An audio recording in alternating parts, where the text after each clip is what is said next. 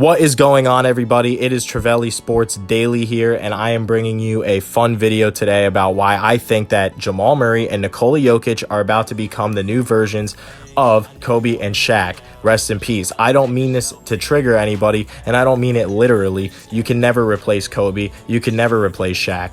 But a new decade brings new supremacy in the West, and for the last 10 years, you know, it was the Golden State Warriors and LeBron battling back and forth. You had the big three in Miami, the whole 9 yards. Now we have Jamal Murray, okay? We have Nikola Jokic, and they are the closest thing that I have seen to Kobe and Shaq in the Western Conference. As far as a shooting guard and a big goes, side by side, nobody else on the team. Okay, and let me just give you some stats to back up my claims, okay? Just take a look at the last series for Jokic. 6 out of those 7 games, he had a double-double. And some of those games, he had monster games close to triple-double. Some games were a triple-double. Just take a look at the last series alone, okay? You got Murray and Jokic combining for 45-plus in the last 6 of 7 games versus Kawhi, Zubats, Harrell, a nice defensive team, right? So you would say that the defending NBA champion in Kawhi Leonard would be able to stop Murray, right? Well, I'm sorry to say this, but in the playoffs, Murray is averaging a solid 27 points a game, shooting a ridiculous 49% from three, okay? That is just godlike numbers for Murray, just godlike. 49% from three. That means every time he pulls up, half of the time he makes it.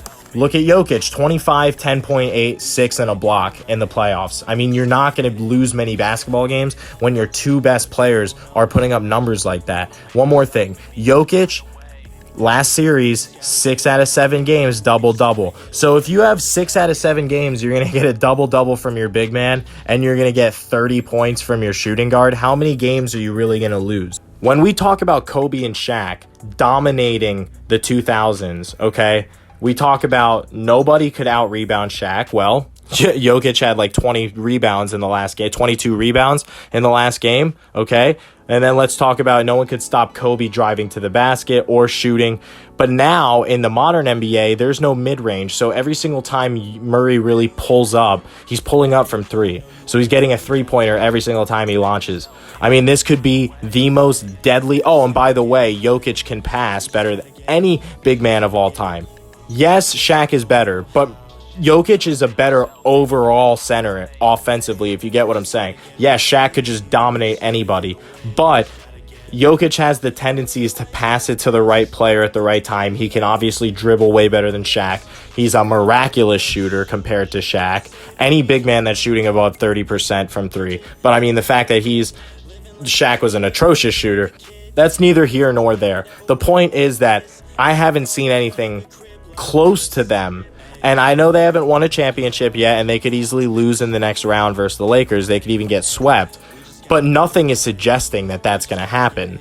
Nothing so far. I mean, 3-1 Jazz. Counted them out. They came back and won. 3-1 Clippers. You counted them out. They came back and won.